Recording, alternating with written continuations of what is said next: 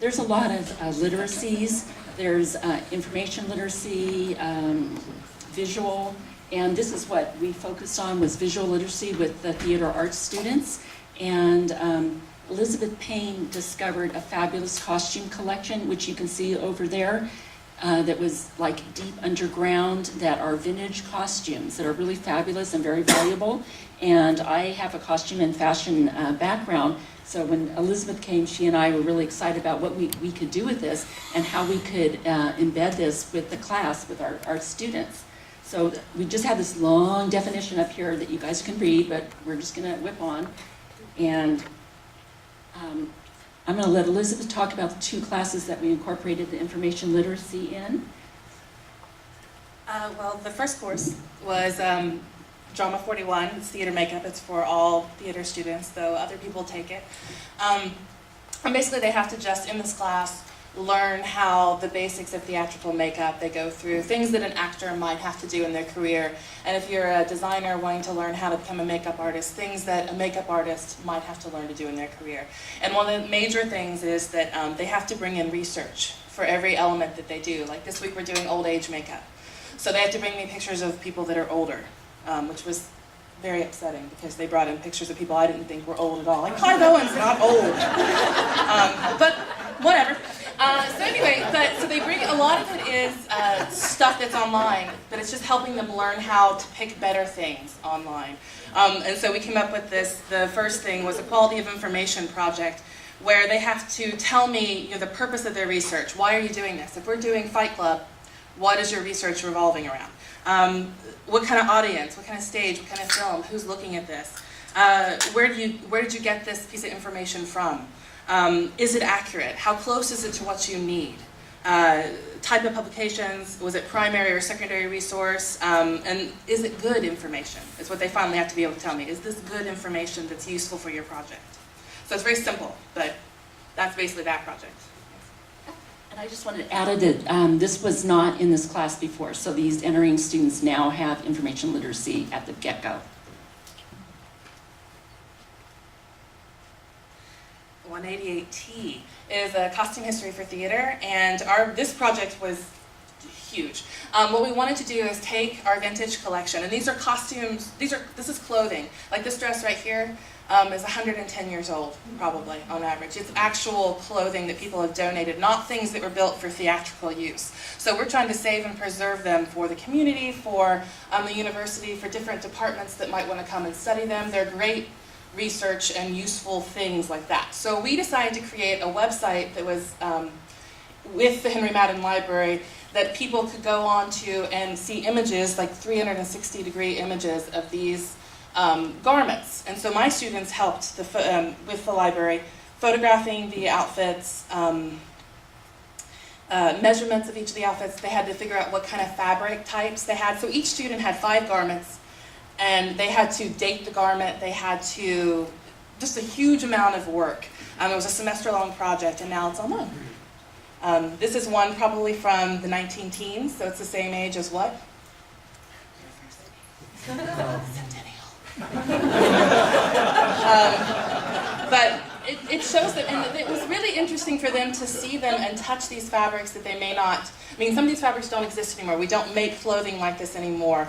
It's a lesson on, if you look at this one, it doesn't fit this form, which we made this form for small garments. You can't buy forms this small because people now are much, much bigger. We couldn't even buy a children's form small enough to fit most of our garments.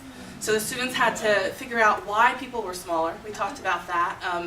What about them was different that makes this so much different than what we are now. Anyway.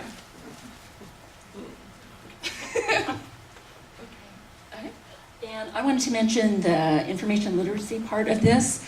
We worked with, we have a personal learning environment for the theater arts students, so you can see that on the far right, and you can link into that from the Henry Madden Library page. It is how to do research for theater arts. This is the group of the students. But I would do a presentation to them on how to do research in theater, art, garment history, and then what I thought was really important is that the students understood that we were digitizing the garments, and they were involved in this project. and in a final project that is now up in the e-collections of the library. So for them, it wasn't just a theoretical project, it was something that was actually going to be published and produced. They could show their friends, there was something that they could put on their Vita. So I think the student participation was really important. And basically now you can see when you look on we use Content DM as the product to do this. You can see, and let me forward, you can see what this looks like.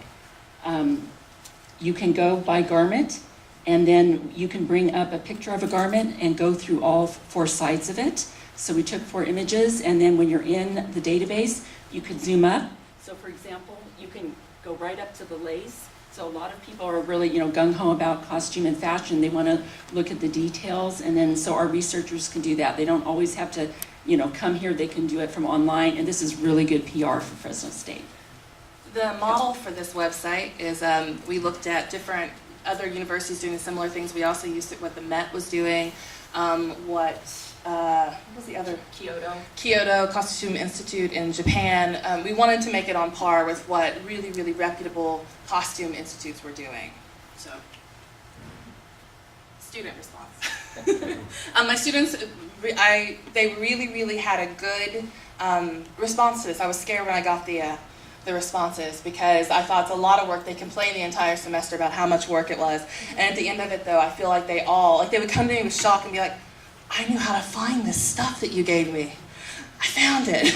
I'd be like, hey, we made it. And they were all positive responses towards it, so.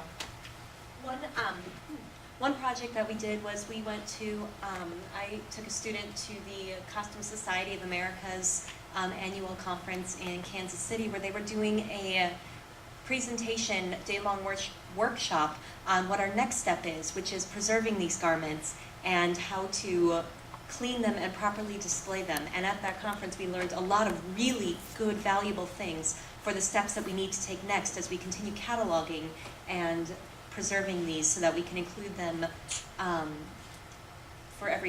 in displays on campus year after year and just as a better resource for what we're going to do next. I just want to mention stipend money. If any of you apply for this, you get $2,500 for your department. And this department used their money really wisely. I'm using mine, for example, to travel because as full faculty, I don't get any travel money anymore. So that's really a good incentive if you want to apply for the round 2 of this. But go ahead. Just had to add that. And the other half of the money we're spending on the student we sent to the symposium. She is now we're paying her to come in and train another student, underclassman, in what she learned about preservation so we can continue this on a sort of work study type basis. This kind of preserving, because our department's focused towards production and this is away from what production work would be. So we need to get money and find places to get money where we can have students involved in this. If that makes sense. We also have been applying for grants left and right to get more money. So. And since I'm on the learning assessment team, I'm using the term closing the loop, but the associate provost was encouraging everyone involved in this project to get published, to get information and literacy out there. So E and I applied to ARLIS North America, and we are doing a digital webinar on embedding information literacy into the curriculum using a costume collection. So we're really jazzed that we are accepted. Number 1. Number 2, we can do it right from Fresno State since it's a webinar, and so we're just promoting it, and actually it turns out we're the highlight of the conference.